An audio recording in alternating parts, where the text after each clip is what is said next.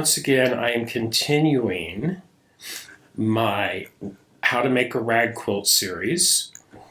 And what we're going to be doing here is this machine right here. I'm going to raise up the thread rack. That should give you a hint as to what type of machine I'm in front of. I'm going to swap my camera. And as you can see, this is the Baby Lock Euphoria.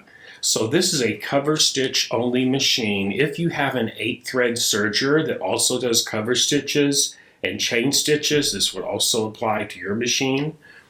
So I'm going to get started. This is one of my newest machines in my studio. I have fallen totally in love with this machine. I love to piece my quilts on it, and you're going to see that tonight.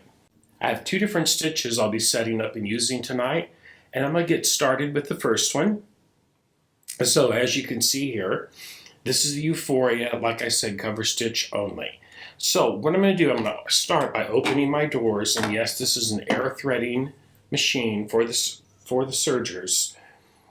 And I'm going to also open my side door because I'm first going to thread my chain looper. And I have this steel blue metallic thread. You can see that right here. And what I'm going to do, I'm going to lower my presser foot for just a moment. And I'm going to insert this through this thread guide from front to back. Okay. And I'll go behind this little metal flange right here and up and around the groove on the side right here, that little groove there. Then there's a little metal lat tip right here that will go under, and I'm going to go ahead and raise that. This is my chain looper tension. I have it set at 0. This is a 12-weight metallic thread. And in order to engage the air threading tubes, I'm going to turn this lever from serging to threading. And I'm going to slowly rotate the hand wheel towards me. And when you hear that click, a metal tube just connected in here, that the air will pass through to thread that chain looper. I'm going to put in about 1/2 inch of thread into this threading port. Press the button, and there it is. My chain looper is completely threaded right now. There's a little metal tray over here that thread will go down into and collect. You can see it. Once it hits that metal tray, it's completely threaded for the chain looper. Excuse me. So I'm going to go ahead and shut this door now. We're done with that. And now I'm going to thread. I have the C2 needle. This machine you can put in up to 3 needles. With a single needle, it's called a chain stitch. If you've ever looked at a pair of blue jeans and you see something that looks like a chain going on a seam, that is a stitch that is used to manufacture blue jeans. It's a very, very strong stitch. It makes a very strong seam. We also have a left needle, a right needle, and the center needle. I have this in the center needle. That's called C2. And of course, the leftmost needle is called C1. And those numbers are printed right here because this is the threading how you select which needle you're going to thread for the threading mechanism.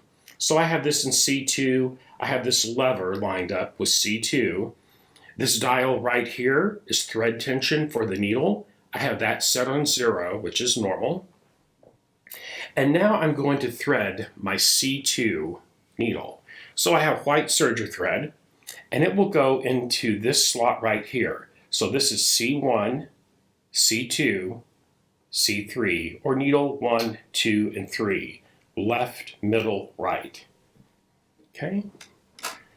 And it goes, clicks around this little metal guide. And it'll just come over here, up through that, up and over. There's a metal thread guide right here. It goes behind. Okay. It goes up and over this one right here above the needle. And then I'm just going to lower the lever over here on the left-hand side of the machine, and it will lock in the down position. I place my needle thread through the metal flange, and just lift that lever, and that needle is completely threaded. Super easy to use. It's not an air threading needle threader, but boy howdy, it's the next best thing. My machine is completely threaded, so I'm going to close my doors, turn the lever from threading to serging, and I'm going to do a test sew to make sure everything is just like I want it. I'm going to get me a piece of flannel, quilter's flannel, just to do my test sew on. And everybody, I'm going to put the decorative chain looping metallic thread on the top of my quilt, what I'm going to consider the top of it. So we're going to do a test sew. I have my stitch length set to 4 right down here at the large knob. There is no cutting knife or any other dial down there, just a dial to adjust the stitch length. I also have a port right here, oops, right there, for a knee lift if I want to use that. So here we go. And I'm going to swap over to my needle cam. You'll get a better look at it this way. And here we go. Now with this machine, we can just chain off just like a normal sewing machine. And there's a thread cutter right up here. There we go. Now, on the back of it, it looks just like a straight stitch. See that? But when we turn it over, here's where the magic happens. Ooh, that is all beautiful, heavy gunmetal, silver and blue metallic thread. And it actually makes, they look like little seeds actually. It makes a beautiful decorative stitch. Okay, so I know that's sewing right. That's done. So the first block I'm going to do, excuse me, move this back just a bit so you can see what I'm doing right here. I'm going to angle that camera down. So I have pre-cut my rag square pieces with AccuQuilt. It's already cut all the fringe. I have a piece of batting in between. And now all I'm going to do is stitch down the letter X. I'm going to go corner, and then the other opposite corner. Corner to corner, corner to corner. It'll look like the letter X. Okay?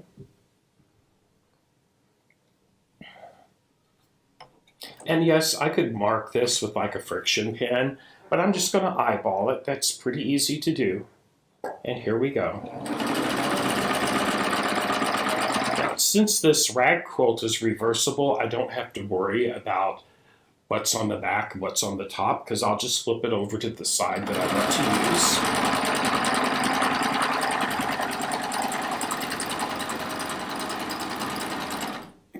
There we go. So check that out. There's my straight stitch, and on the back of it though, look at that. Isn't that pretty? So guess what I just did? I just pieced and quilted this square of fabric. With this rag quilt technique, you piece and quilt as you go. Once I sew this other diagonal on here, I will have this block completely quilted, which means there's no need to send it out to a long armor. For professional quilting, you've done it all on your machine.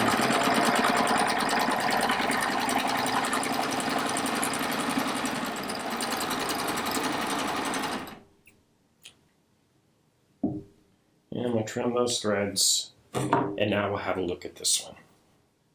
Oops. There we go. So that's what I'm going to call the back of this one right here. It's got the straight stitches on it. But when I flip it over, there it is.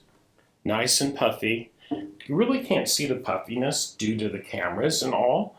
But right there, as you can see, you can definitely see that letter X. Okay, I'm going to do one in the other color. I'm doing this little quilt in 2 different colors, light blue and more like a medium blue. I'm going to do the same thing with the same stitch on this block. Okay.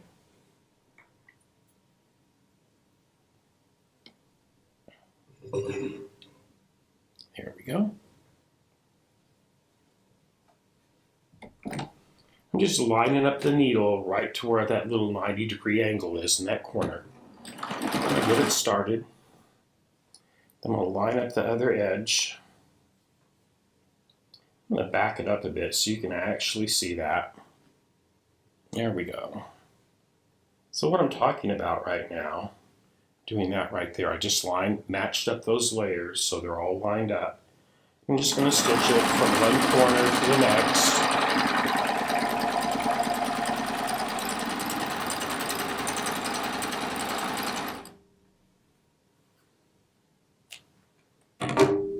Now I tell you, I love piecing, and in this instance quilting on the serger, because you know what, everybody?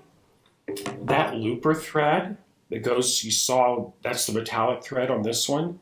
Your looper thread is actually your bobbin.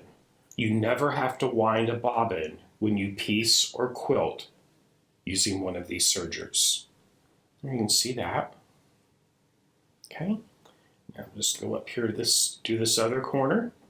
And then we're going to do a different stitch. We're going to use 2 different stitches tonight.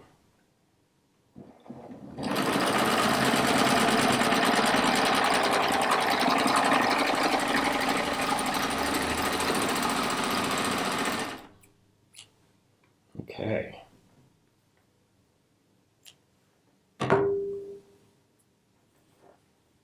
And there it is. There's the other one. Check it out. Hold on. Let me move that camera over. And there we go. We have 2 blocks pieced and quilted. And it really didn't take but just a couple of minutes to do that. Okay, so, and as you know, last week we did the same thing. We did 4 blocks on the Sashiko. The week before that we used the Solaris. This week is the Euphoria. And next week we'll be using the Accomplish machine to do that one. So, I'm going to swap back over to the other camera. Because now I'm going to do, we're going to do a double narrow cover stitch. And that means 2 needles side by side, and of course the chain looper thread. I'm not going to be changing that chain looper thread. I'm going to add a needle and a cone of thread in the C1 position. So everybody, what that is, C1, C2, that's the chain looper. And all I have to do is get a needle. One thing I love about this Euphoria machine, you see this little black box, that's magnetic. So when you take off your needle and just drop it on there, it'll never leave that little area designed to hold your needles when you're swapping out needles on your machine. Because remember, this has, you can have up to 3 needles in this depending on what type of stitch you're going to do. So right now though, we are going to lower this and open this. I'm going to move it into threading mode, serger to threading, slowly rotate the hand wheel towards me. It clicked, that means everything's engaged. It also means the needle is in the proper position to use the threading mechanism, okay? So, for the you'll need to put it in the C1, which is the leftmost needle, which would be this slot right here on the front of the machine. So I'm just going to lay that thread in there and click it back here in the back in the thread guide. Raise that presser foot up. Oops, come here, you. There we go. Okay, you heard that little click. Well, in the back of this, and I'll show you on the other camera, there is, when it comes from the thread tree, there's a mechanism back here that holds the threads in place. So let me just show you that while I'm talking about it. And what I'm talking about are these right here. You see there are 4 of those. One. You can see there's 3 of those on this one. The Triumph has 4. But that's where the thread comes from the thread tree, and then it goes right on its corresponding thread path right here. Okay, so that is threaded from the thread tree to here. Now I'm going to go over here. There's a little metal clip right here. You put your thread in. It goes underneath this one, and then up and over. Metal flange behind.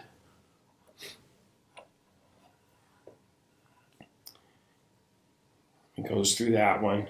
And then I'm going to trim off part of that because I have way too much thread. It's just thread, everybody. Now I'm going to insert the C1 needle. Okay, that's the leftmost needle. These needles are EL705s,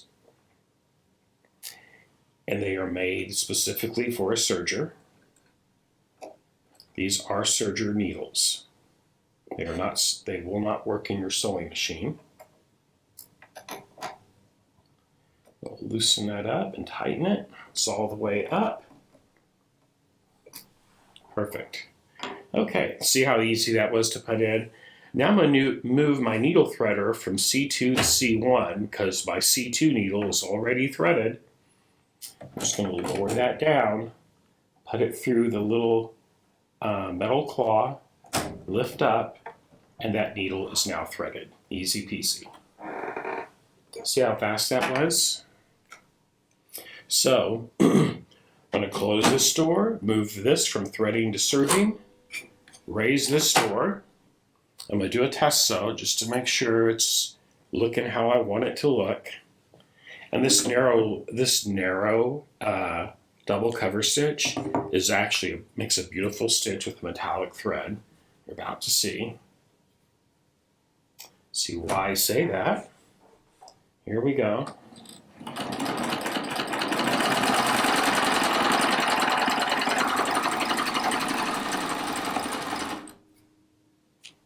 Okay, so I'm going to move to the other close-up camera. There we go. And here on the back side, it just looks like 2 rows. It looks like I've used a twin needle on a sewing machine. 2 rows of straight stitches. But on the front, it makes this beautiful chain. Look at that chain. Isn't that pretty? I love this one. This is my favorite one on our cover stitch machines. I love the narrow double cover stitch. It makes a beautiful stitch. And that's what we're going to use for our quilting stitch for this next round. So I'm going to eyeball it and center it right on those 2 needles in that corner, and then I'm going to come down this way.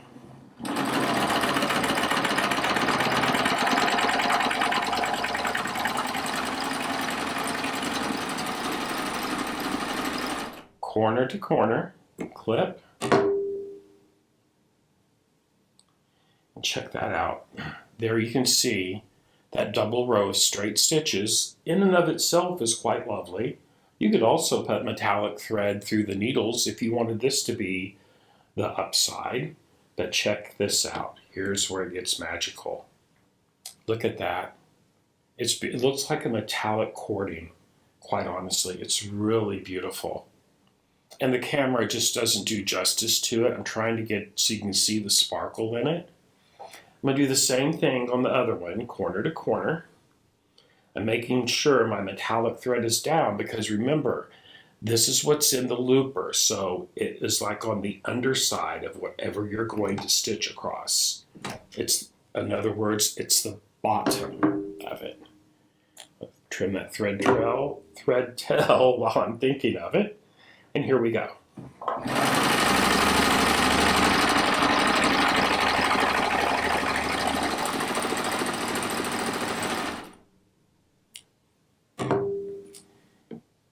There it is. Now there's a beautiful X, and it is sparkly. You can see it there. Looking at my preview camera, boy howdy, it sure does look nice. Okay, so there's one. We're going to do one more like that. On the other color of fabric, this will really show up great for you. I like using gold metallic a lot, but I just wanted to keep everything for this little project in different monotones of blue.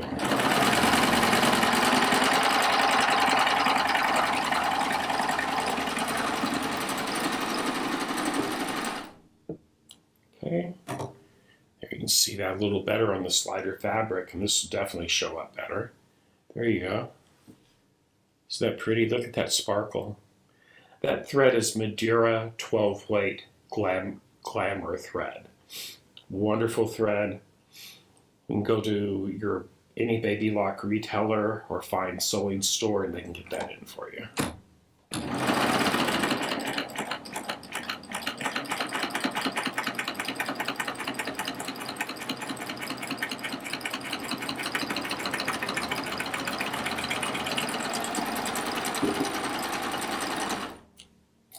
And there we have it. I've already pieced and quilted 4 blocks on this quilt in about 15 minutes. Check it out. So next, I'm going to set this machine up with an attachment, because when we sew these together, we want a 1-inch seam allowance. And there's an attachment for these baby lock sergers that makes that so easy to do.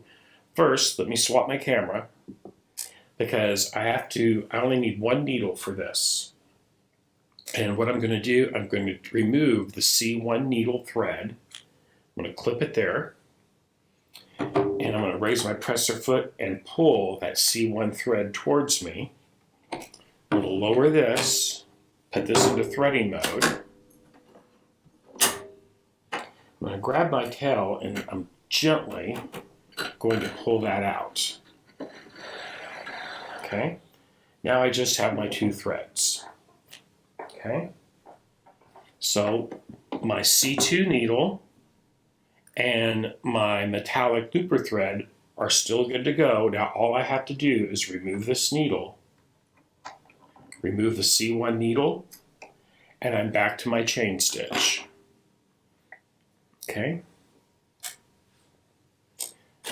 put that back up to serging and shut the door, and guess what? That fast, that easy, I went from a double narrow cover stitch to a single needle chain stitch. Okay, so what I'm going to do, I'm going to start piecing these 4 blocks we just created together. But I have one more thing I have to do. What we're going to learn tonight, and this will fit any of the baby lock 8-thread sergers and this cover stitch machine, we're going to use what's called the fabric guide. Okay, check it out. This metallic, it is actually a ruler, and once I install it on here, I can set this for anywhere from an 1/8 of an inch all the way up to 5 1/4 inches for a seam line guide. And the item number on that is BLES8FG. It is called Serger Accessory Fabric Guide. Okay? You can pick up one of those at any baby lock retailer. If they don't have it in, they will be more than happy to order one for you.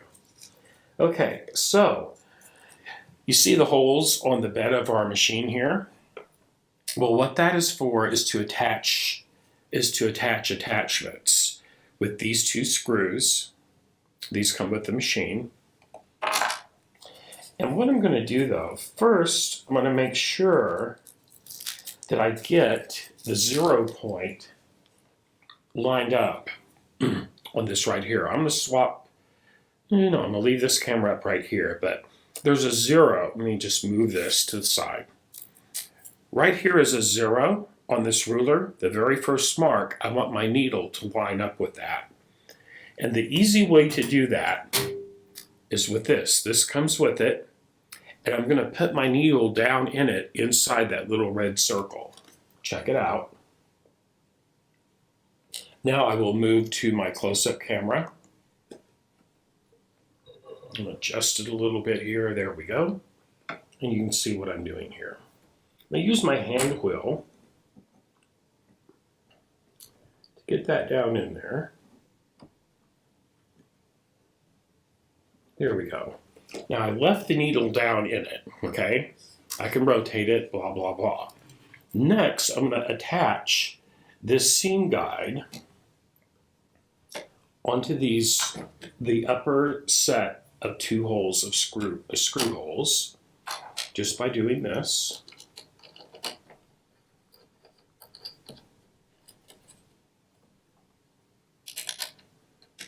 If you want to get an accurate seam, 1/4 inch seam for piecing, this is the best tool for this type of machine that you can get, okay?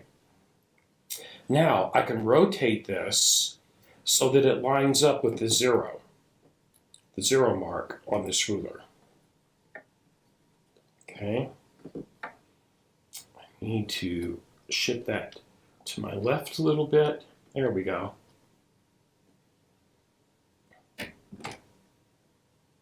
Right there. And tighten it. And what I did, I slid the ruler so it lined up with the red line. Now my needle will exactly match that 0 mark on that attachment. I can remove my template. I'll set that to the side to use for another day. And now I'm going to set my actual guide so that the inside of this lines up with the 1 inch mark. Right there it is. Put that lever down, now that's locked in. From this guide to the needle is exactly 1 inch.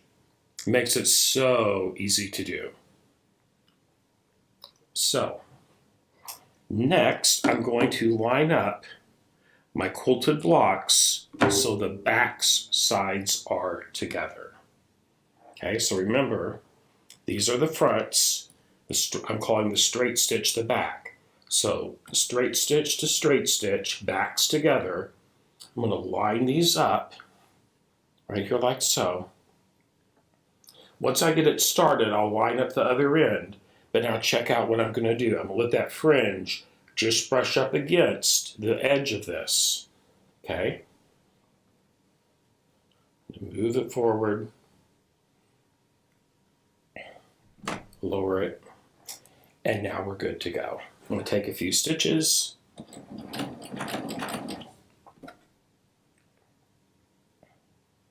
I'm lining up this other end here. And now we're ready to completely do that stitch. That whole row. Those 2 blocks on that stitching line. Okay. And I'm not going to break my thread yet because I'm going to do the other 2 the same way. Yes, you can chain piece. You can actually, what's called chain piecing. And what that is just not breaking your thread between units, in this case blocks. We'll get that started.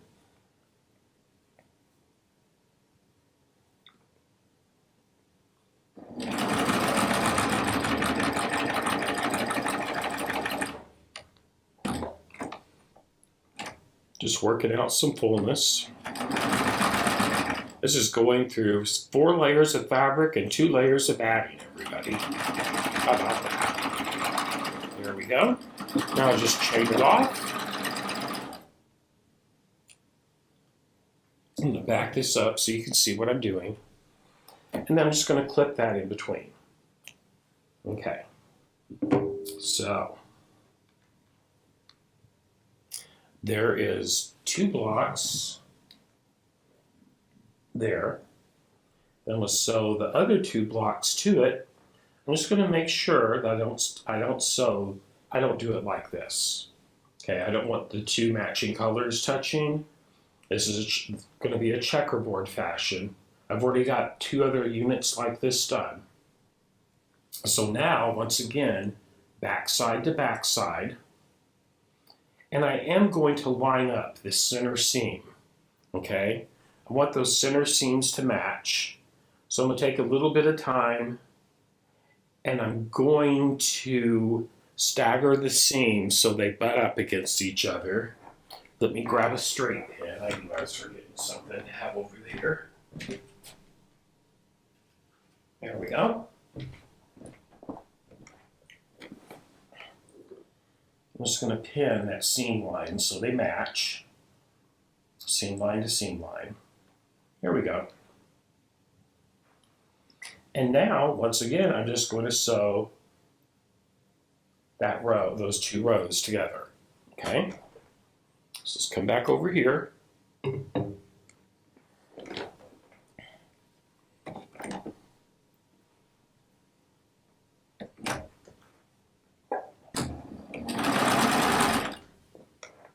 It makes it so easy to keep your seam consistent using that thread guide. It's called the fabric guide, and boy howdy, it is worth every penny you pay for it. This is how I use this when I piece quilts on my machines. And I'll tell you everybody that this 2-thread stitch, the chain stitch, this is what I use to piece quilt tops on a serger. Is the stitch that I'm using right here. Simply because I'm only using 2 cones of thread. Now, if I was piecing, I probably wouldn't use metallic thread unless I'm doing a decorative stitch. And that easy, my units are done. Because normally, let me just get this out of my head while I'm thinking about it. This cone of Madeira serger thread is 2,000 yards. It would be over here where this cone of thread is at. That would be my bobbin, a 2,000 yard bobbin, and this would be my needle thread right here. Think about it. You never, ever have to wind a bobbin when you piece on a machine like this. Okay, so there we go.